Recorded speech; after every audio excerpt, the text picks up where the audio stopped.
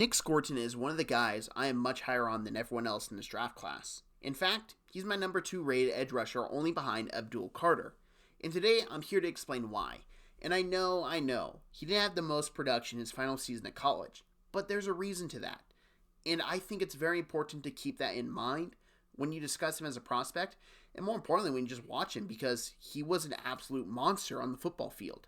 So today, we're going to dive into Nic Scourton and why I think he is the most underrated player in this draft class and is going to make a lot of teams look very stupid afterwards. To start out, I need to address the elephant in the room.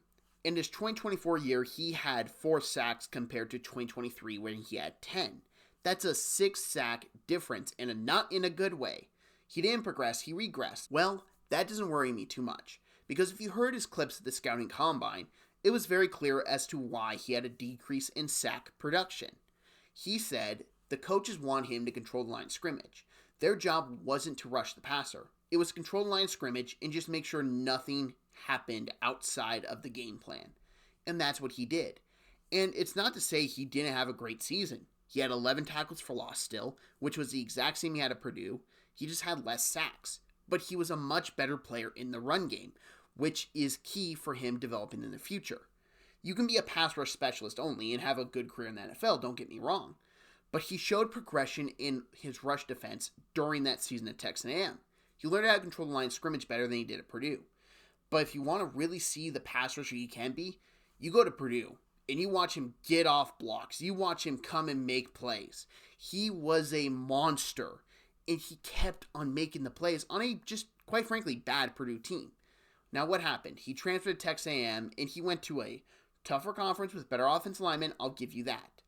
But the sack production would have been the same if he just didn't ask to be hold the line of scrimmage. He did what he was asked to do as a player from his coaches, which is something you have to love. In a draft year, he wasn't going out trying to sack the quarterback and make a big impact. He was doing with what his coaches wanted to do for them to win the football games. And then you'll watch that, you know that in context, and you just watch him on the field. It's hard not to love him and think, this dude's going to be phenomenal, because he learned how to rush the passer, and then he learned how to play the run.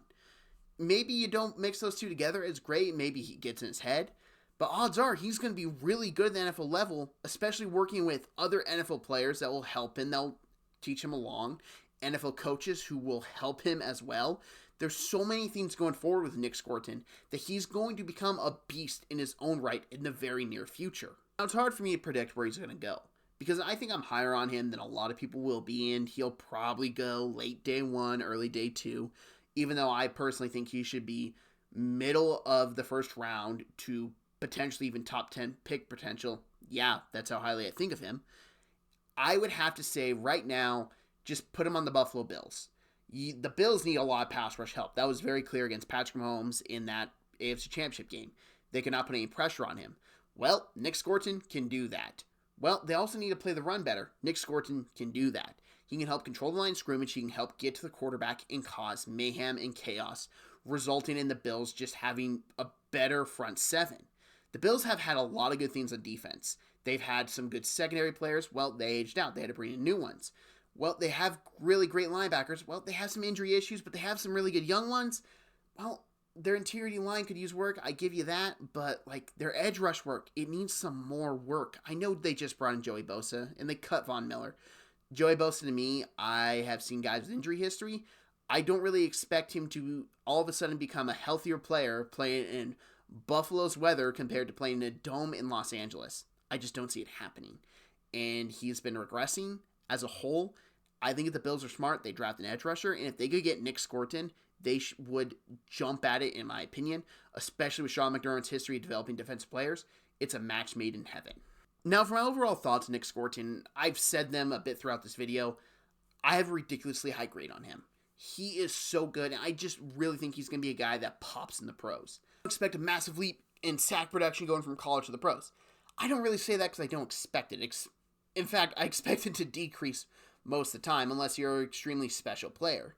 Nic Scourton's just the guy I see it increasing because he now gets to rush the passer. He's not only going to be a hold the line specialist, control the line of scrimmage, play the run. He's going to do that. He'll do it at a very well level.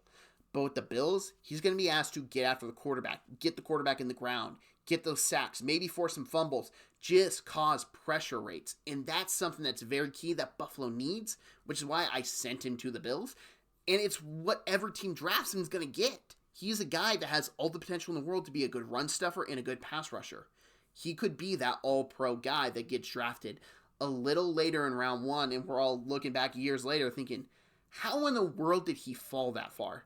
Well, the answer is teams didn't really pay attention to his college production and with what the coaches want him to do in college football because he's going to be able to do much more at the NFL level. Thank you very much for watching this video. If you like this video, I'd hope you hit that like button. If you're new to the channel, hit that subscribe button. I'm trying to hit 200 subscribers by the NFL draft. It's almost here. The day this is going up is either going to be a week out from the first round or it's going to be the Wednesday, which is a week and a day out from the first round. So it's going to be close down the wire. I hope I get it. But thank you very much for watching. And if you'd share this, I'd greatly appreciate it. Get some more love to Nic Scourton. And hey, you want more draft content? There's a playlist on the screen, most recent upload on the screen there as well. Thank you very much for watching and have a great day.